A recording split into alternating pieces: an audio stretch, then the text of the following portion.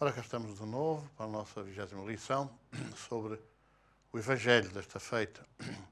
E nós temos vindo progressivamente a entrar, como se devem calcular, numa análise, numa reflexão básica sobre aquilo que é a doutrina espírita, visto no plano do Evangelho e também no plano da doutrina. E reservaremos para depois da 20ª lição da doutrina, exatamente, abordar as questões práticas, as questões do trabalho prático do Espiritismo. Nós hoje vamos, depois de termos visto a família, as questões da família, as questões da sexualidade, vamos agora no sentido geral, o cômputo geral, digamos assim, da revelação.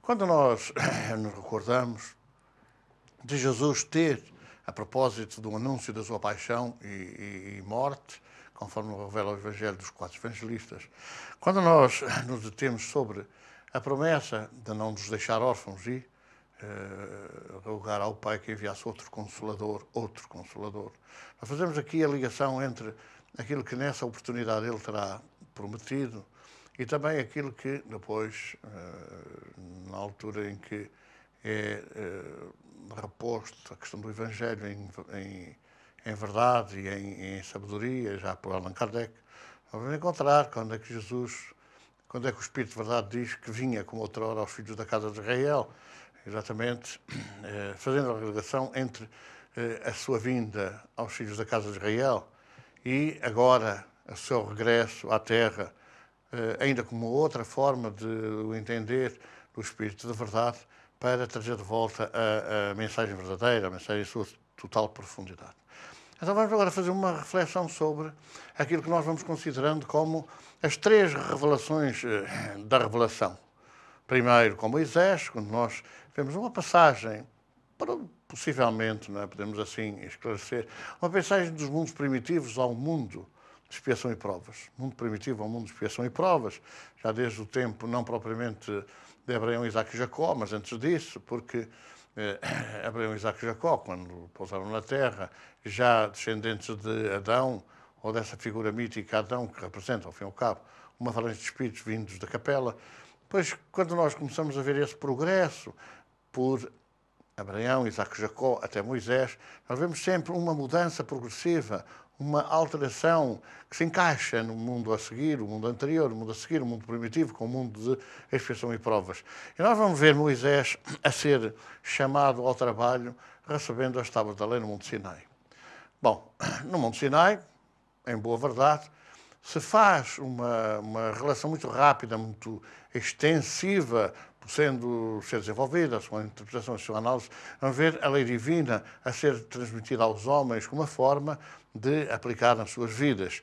E depois algum conceito que nos é transmitido também por Moisés a propósito da lei civil. O que é que quer dizer? Quer dizer que na época não havia constituições, nem de repúblicas, nem de reinos, nem de coisa nenhuma, e então era a parte religiosa que superintendia também na orientação das populações, na orientação das pessoas, na sua conduta civil, na sua conduta cívica. E vamos ver que as 10 normas que transporta o Decálogo se referem fundamentalmente à entrada no reino dos céus e, portanto, à lei, que é a lei natural. Volto a relembrar, condensada em 10 itens, porquanto nem toda a gente naquela época, a esmagadora maioria, não estava preparada para entender aquilo que era a mensagem divina transmitida do Monte Sinai. E vamos ver Moisés a traçar determinadas regras, determinadas orientações para o povo, regras de conduta, mesmo até proibindo determinadas práticas, incentivando outras, mesmo no âmbito, digamos, da cidadania, daquilo que era considerada a necessidade digamos, de prática, de vivência do povo que ele tinha libertado do jugo egípcio e trazido para a chamada Terra Prometida. E vamos ver que esta revelação, esta revelação do Decálogo, se vai direcionar fundamentalmente para o amor a Deus. Quando vamos ver o primeiro mandamento, amar a Deus sobre todas as coisas, e ao próximo como a si mesmo. É o amar o próximo na pessoa de Deus, porque amando o próximo se ama a Deus.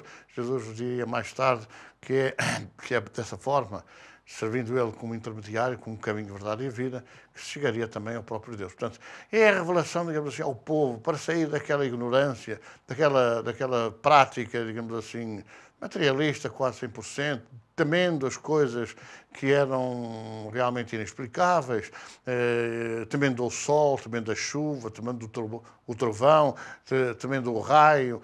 Quer dizer, é de facto a criação dos deuses do temor, que mais tarde haveriam de ser também transpostos para o próprio Deus Criador, que é toda infinita bondade e misericórdia, também para o temor a Deus, para o medo de Deus, para o medo de alguém que, ao fim e ao cabo, é o expoente máximo do amor, da compreensão, da tolerância, da fraternidade, etc. Então, vem Moisés, o povo continua a sua prática por períodos curtos.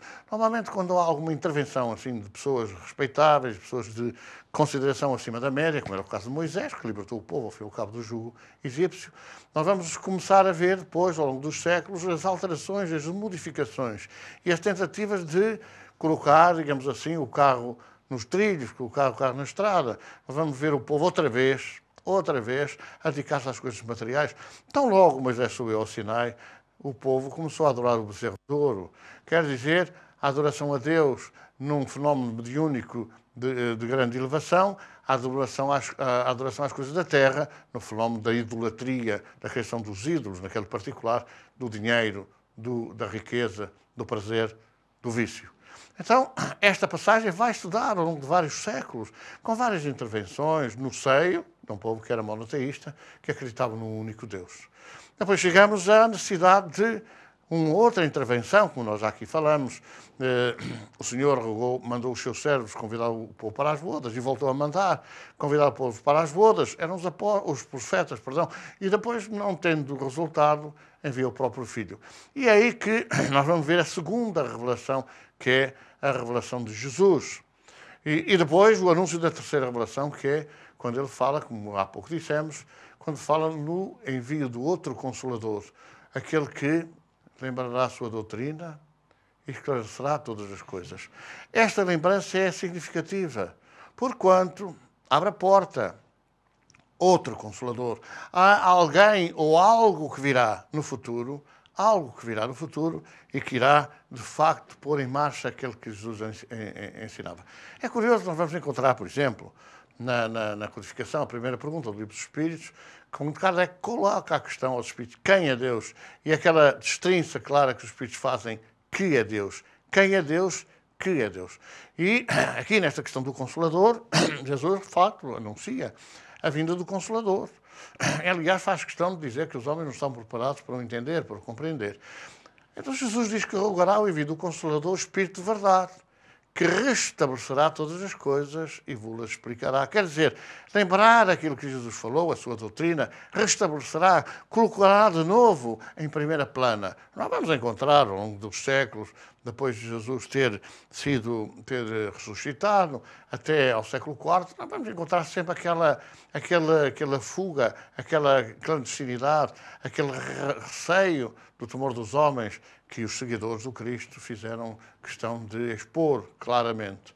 E vamos depois ver como o Império Romano e os políticos se apropriaram daquilo que era a verdade de Jesus e a transformaram na verdade dos homens. E é aí que, de facto, se projeta no futuro o Consolador.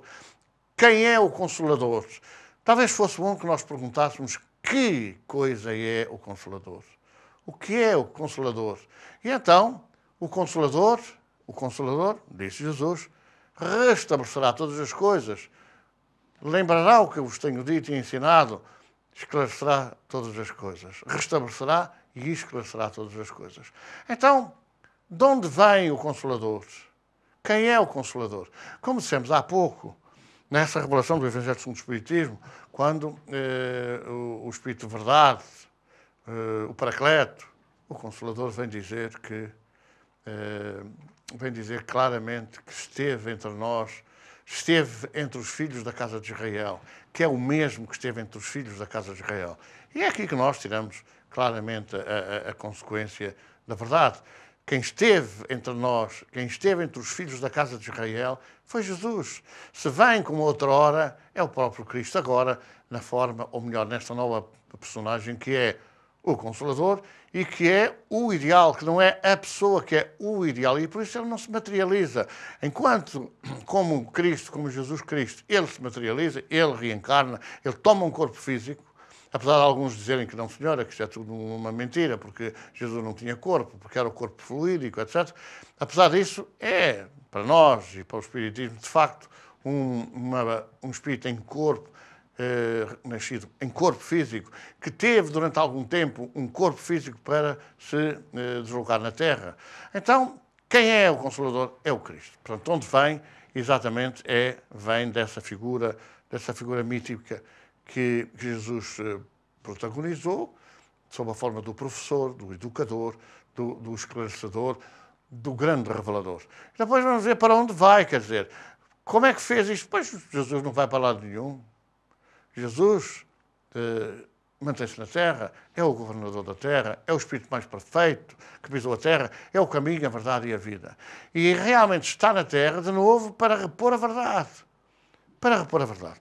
E nós temos que relembrar aquilo que Jesus falou à época. Eu não vim pelos sãos e pelos ricos, eu vim pelos pobres e pelos doentes. Portanto, há necessidade de colocar de novo nos carris, de colocar de novo a verdade à nossa disposição sobre esta ajuda, este auxílio, a tarefa, a missão que traz o Consolador, que, como já dissemos, é o ideal que o próprio Cristo deixou na Terra como semente e que anunciou que viria a ser desenvolvido no futuro, podendo esclarecer todas as coisas. Portanto, há todo um princípio, meio e fim, há toda uma causa, há toda uma presença da atualidade e há todo um futuro que se abre à frente daqueles que procuramos o Consolador. O Consolador deve trazer-nos de volta o conhecimento da verdade, que estará certamente no passado e em muitos atos do presente, mas fundamentalmente porque o Consolador deverá perspectivar-se no futuro, um futuro de felicidade, um futuro de esperança, um futuro de paz. Então, o Espiritismo é o Consolador. Quando nós analisamos com profundidade a questão que Jesus anunciou, lembrar o que ele ensinou, restabelecer aquilo que que tinha sido esquecido, nós vamos ver quem é que até hoje, ou quem é que concretamente até o século XIX, quem é que teve esse papel.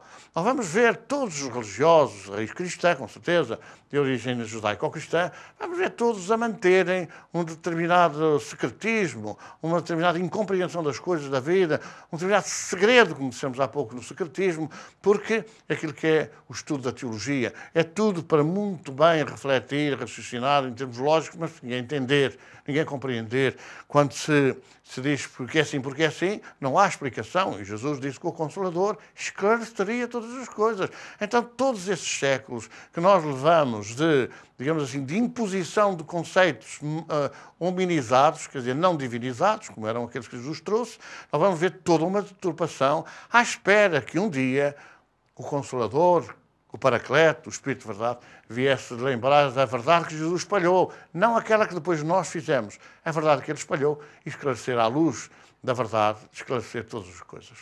E quem é que esclarece todas as coisas? Analisemos. Vamos ver as religiões, todas as religiões cristãs, mas também vamos ver as religiões orientais, as budistas, as hinduístas e por aí fora. O que é que elas esclarecem? O que é que elas esclarecem? Às vezes até confundem ainda mais com aquilo que esclarecem. E nós vemos hoje, não há necessidade de estarmos com um espírito crítico, nem dizer que os outros são errados, que nós é que estamos certos. Vamos ver, é uma análise absolutamente desabrida e absolutamente clara. Quem é que nos tem explicado até hoje essas reações, essas relações, do passado, do presente e, eventualmente, do futuro? Quem? Nós não temos encontrado nenhuma religião de raiz cristã que o faça. As pessoas vivem naquela ignorância, não sabem porque é que sofrem, não sabem porque é que nascem miseráveis, não sabem porque é que os problemas lhes surgem na vida, não sabem. Atribuem isso, de alguma forma, sugeridos, aos arbítrios de Deus. É assim porque é assim. E não há que escamotear a realidade. Entretanto, o Espiritismo veio trazer uma outra forma de ver as coisas. O Espiritismo veio trazer de novo, restabelecer o cristianismo primitivo, na sua pureza inicial, na sua verdade simples. Veio trazer de volta os simples, os humildes, os mansos, os pacíficos, os que choram, uma forma a esclarecer porque choram, quer dizer, os sofredores, os pobres, os tristes, os que vivem na solidão.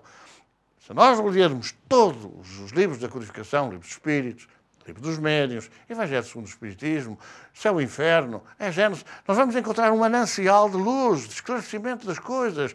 Não há nada que se ponha como questão que não tenha resposta na codificação. E, portanto, quando Jesus disse que o Consolador lembraria o que ele ensinou e esclarecia todas as coisas, nós estamos a encontrar uma filosofia, uma ciência, uma religião que traz, ou a religião que traz de volta a compreensão das coisas, relembrando aquilo que Jesus ensinou, aquilo que Jesus falou, e que à época nem toda a gente tinha ouvidos de ouvir, nem toda a gente tinha olhos de ver, e muitos que tinham não entendiam.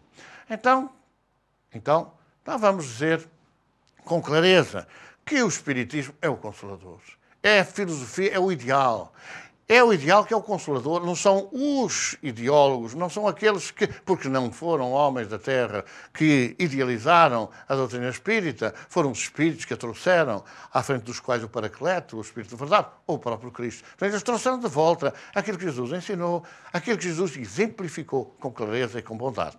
E, portanto, agora estamos na posse de conhecimentos, de desenvolvimentos analíticos que nos permitem saber tudo do passado, saber tudo do presente, ou melhor, saber tudo sobre o passado ou tudo sobre o presente, na relação causa e efeito, do porquê que acontecem, quais são as causas daquilo que acontece, ou aquilo que nós fazemos, aquilo que nós produzimos, que efeitos poderão vir a ter. Então nós vamos analisar alguns textos muito curiosos que realmente referem esta questão com alguma clareza. E acontecerá nos últimos dias, diz o Senhor. Vejam.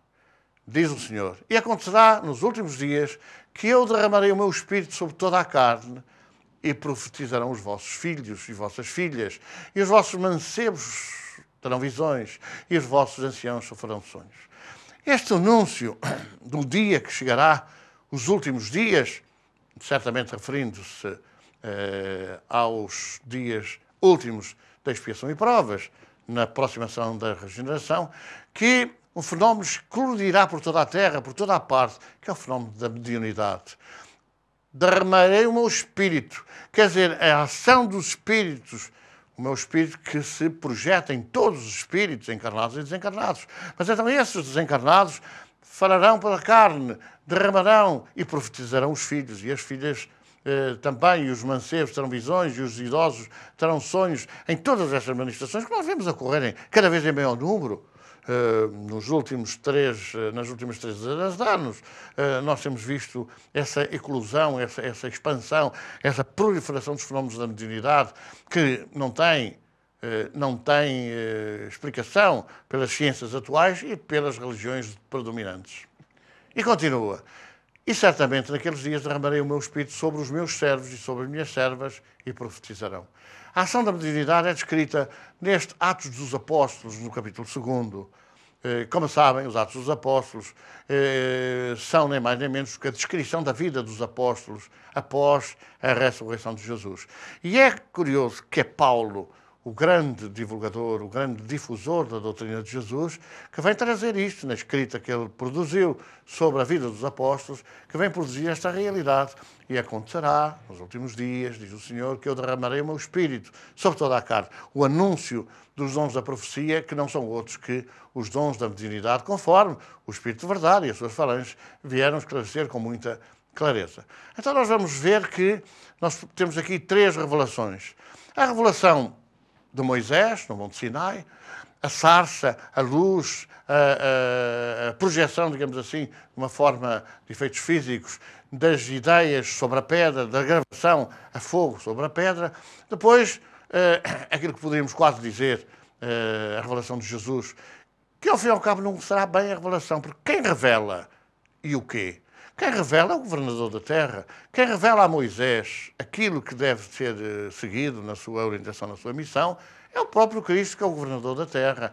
E o Senhor, então, como mandou vários servos convidar o povo para as bodas e eles não conseguiram cumprir a sua missão, enviou o próprio Filho. É a segunda vez que o Senhor Deus envia à terra alguém em seu nome para repor a verdade, para trazer a verdade clara, bem entendido, à época, de acordo com a evolução cultural, de acordo com a evolução moral daquele povo, que, curiosamente, era um povo monoteísta, isto é, adorava um só Deus. E como sabia Jesus que isso não iria produzir efeitos conforme era mais uma tentativa, ele dizia, pum, mas enfim, eu vou-me, mas pedirei que venha o outro. E aí aparece, de facto, a terceira revelação, que é a revelação espírita, ou a revelação de Allan Kardec, ou a revelação através de Allan Kardec. E eu faço aqui uma reticência para dizer o seguinte. O autor da codificação é o professor Leon Hipólito Denisard Rivail. E aparece agora no frontispício da codificação, da obra, o nome de Allan Kardec. Porquê? Porque, naturalmente, Allan Kardec, ou o professor Rivail, era uma figura grata da cultura europeia. E então, qualquer obra que ele publicasse era uma obra importante, era uma obra culturalmente que se projetaria por toda a Europa e depois através do mundo. E o professor Rivail não quis ficar associado a algo que não era dele. Há hoje muita gente que diz, o espiritismo kardecista. Não há espiritismo kardecista, há espiritismo. Porque a doutrina que foi vazada para a codificação não é de Allan Kardec, não é do professor Rivail, perdão, é dos espíritos. E por isso ele se anulou, a figura dele, professor emérito, se anulou para surgir a revelação, para surgir a codificação, e, portanto, não quis que ficasse associado a uma obra o seu nome, e, portanto, ela se tornasse importante pela importância que ele detinha nos meios culturais europeus, mas sim pelo seu conteúdo, pelo seu valor profundo. Então, nós vamos ver estas três revelações surgirem, de facto, com uma determinada finalidade. Os tempos estão chegados. Os tempos estão chegados. E é necessário que nós entendamos o que é a chegada dos tempos. Mas, assim, não chegaram agora os tempos. Os tempos vêm chegando. Quando eclode a Revolução Francesa, tudo indica que é a primeira tentativa muito séria da era moderna, bem entendido, ou da contemporânea, melhor dizendo, muito séria do mundo espiritual para repor a verdade num ambiente que era um ambiente de materialismo doentio, em que continuava a haver, melhor dizendo, a subjugação do povo pelos senhores, pelos suzeranos com outros nomes, pelos poderosos, pelos ricos. E, de alguma forma, também a disseminação da Igreja no seio desse poder e o abandono, naturalmente, dos proletários, da gente simples do povo que trabalhava às terras, por isso o nome de proletários. Tudo indica, portanto, que a Revolução Francesa, esse golpe sobre o poder régio, que, ao fim e ao cabo, sejamos claros, o poder régio é passado ao povo pelos seus intérpretes, por aqueles que, pretensamente em nome do poder régio, intervinham junto do povo. Como o poder republicano, é a mesma coisa, quer dizer, os poderosos da República agem sobre o povo, mas muitas vezes por interpostas pessoas, por aqueles que os colaboram, e que às vezes extravasam até das suas competências e do seu poder. Ora, quando nós vamos analisar a Revolução Francesa, nós vamos ver os grandes ideais da Revolução Francesa são a liberdade, a igualdade, a fraternidade. São três metas ideais para atingir, digamos assim, a felicidade na Terra. Era assim que defendiam os seguidores. Esses seguidores que acabaram na tomada da Bastilha por depor o poder régio e eleger outro poder. Mas o que nós encontramos foi a seguir digamos, uma perseguição mais dura, mais tremenda daqueles que saíram vitoriosos do que aqueles que eram exercidos anteriormente pelo poder régio. Então a Revolução Francesa, nesses ideais, acabou exatamente com a decapitação de Robespierre, que havia descoberto realmente a guilhotina para condenar à morte aqueles que eram inimigos do regime, do novo regime, e acabou por tornar-se um regime mais déspota, pior até do que o regime anterior. Portanto, mudaram as figuras, mas a situação ficou igual em termos do povo. E nós vamos ver o falhanço rotundo da Revolução Francesa, nesse particular, no domínio, digamos assim, da aquisição desses três sonhos da humanidade, que é a igualdade, a liberdade e a fraternidade, não é? Acabou por ditar, de alguma forma, o falhanço de alguém que havia trazido à Terra o seu compromisso de estabelecer esses postulados como forma de vivência normal. Então Napoleão Bonaparte falhou, também se deixou prender pelo poder, por essa figura tremenda que o materialismo consagra, e acabou por falhar a intervenção do mundo espiritual.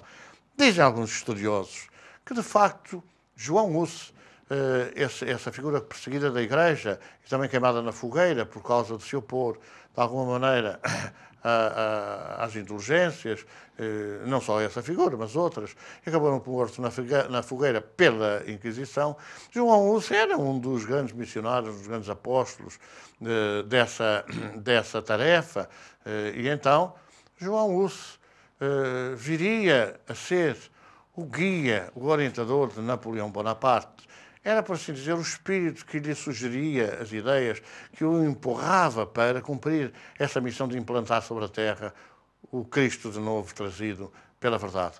Então, como falhou, como Napoleão se deixou embebecer pelo poder e pela matéria, foi o próprio João Hus que veio à Terra agora já na figura física de Leon Hippolyte Denisard Ribeiro, que desde criança, desde os 9, 10 anos, começou a preparar, exatamente no domínio da educação, para uma tarefa que ele não imaginava sequer. Mais tarde, no domínio do magnetismo, viria a preparar-se progressivamente para algo que ele não sabia adivinhar, até o momento em que foi convidado pelos seguidores ou pelos entusiastas das mesas falantes, das mesas girantes, mais tarde das mesas de pé de galo, dos fenómenos extraordinários da comunicação dos espíritos, se deixaria, enfim, chamar para desmascarar, para desmistificar algo que ele dizia que não tinha cabimento, porque as mesas não têm matéria cinzenta, não têm células que permitam, não têm neurónios, não têm células que permitam um raciocínio, e, portanto, ele achava que aquilo era um absurdo, iria desmascarar, e face, digamos assim, à constatação real daquilo que via nos fenómenos das mesas girantes, é que ele vai abraçar um estudo profundo, talvez naquela ideia de que uma figura tão grada da cultura europeia não podia deixar de estudar profundamente, de analisar com racionalidade as questões para afirmar publicamente a sua crença e a realidade da comunicação do mundo espiritual. Então, vai o professor Ribeiro estudar com grande profundidade e acaba por concluir essa frase extraordinária que é um frontispício de toda a sua obra: nascer, morrer, renascer, progredir sempre, ou progredir sem cessar, tal é a lei. A lei é o nascer, morrer, renascer e ainda... Aliás, Jesus havia dito isso na segunda revelação. Havia dito isso, que importa nascer de novo pela água e pelo Espírito. Porque quem não nascer, quem nasceu e quem não voltar a nascer, não entrará no reino dos céus. Nesta lei fundamental, aliás, que é frontispício do próprio túmulo de Kardec, no cemitério Père Lachaise, em Paris, exatamente dizendo que esta é a sequência do progresso, a sequência da evolução. Então, qual é a missão, ao fim e ao cabo, do Espiritismo? Que nós afirmamos, não temos qualquer dúvida, que é o Consolador. É, acima de tudo, o Espiritismo é um processo de libertar consciências, a fim de que a visão do homem alcance horizontes mais altos. É dar a conhecer a verdade, para que a verdade seja capaz de catapultar-nos a todos para a modificação, para a transformação interior, para a compreensão das coisas da vida, para a compreensão de todas as problemáticas da vida e que realmente abra espaço a que nós possamos compreender a justiça de Deus, compreender a justiça daquilo que nos acontece, compreender porque é que nos acontece, quais são as causas, o que é que está por trás, quem é o responsável, que naturalmente somos nós, e face a esta compreensão destas realidades, destas leis, nós podemos aceitar, compreender que aquilo que é hoje dor se abrirá no futuro como o exercício do amor. Bem-aventurados os mansos e pacíficos, os humildes, os simples, os aflitos, para nós podermos compreender em profundidade o que é que Jesus falava no sermão profético, que Gandhi considerava o mais belo poema que a humanidade, porque é um poema, um cântico à esperança, é um cântico ao futuro, à felicidade, como é que ele considerava que era o mais belo poema que a humanidade recebeu, esse sermão das bem-aventuranças. Nós aqui, através da compreensão das leis da vida, que o Espiritismo vem trazer como o ideal do consolo, compreendendo essas leis, nós podemos entender que a dor do presente representa o pagamento da dor que se produziu no passado, mas abre espaço à felicidade que se nos coloca no futuro. E ao entendermos tudo isso, certamente podemos perceber em profundidade o que é consolar, o que é o Consolador. Nesta perspectiva, entendemos até um pouco melhor como é que se faz necessário conhecer basicamente o Espiritismo, antes que se fale nele, e depois estudá-lo toda a vida. estudá-lo toda a vida. Há pessoas que dizem, já leu o Livro dos Espíritos? Já li. Quantas vezes? Não, já li. A gente não pode ler o Livro dos Espíritos como quem lê um romance, não pode ler o Livro dos Médiuns como quem lê um romance. São livros que podem ler-se, mas depois precisam de ser estudados, ser refletidos as suas premissas, podermos retirar deles a grande esperança ou, digamos assim, os caminhos que nos podem apresentar à frente, que nós podemos escolher em consciência para, de alguma forma, criarmos um futuro feliz ou mais feliz, ou podemos entrar naquilo que também a doutrina espírita refere, com muita clareza, num mundo imediatamente mais elevado, o mundo da regeneração, que é um mundo que se está a aproximar. Estamos num tempo da separação das águas, estamos num tempo de mudança, estamos num tempo de transição planetária. E esta transição planetária que se nos apresenta agora vai abrir espaço àqueles que resgataram os seus erros, que se transformaram moralmente, que se modificaram, vai haver espaço para podermos trilhar mais esse degrau a caminho dos reinos divinos, que são aqueles que nos esperam, como Jesus falou, na condição de deuses. Deuses menores, sem dúvida, mas deuses colaboradores com Deus o Criador em todo o progresso e evolução da humanidade. Vamos ficar por aqui no nosso Evangelho de hoje.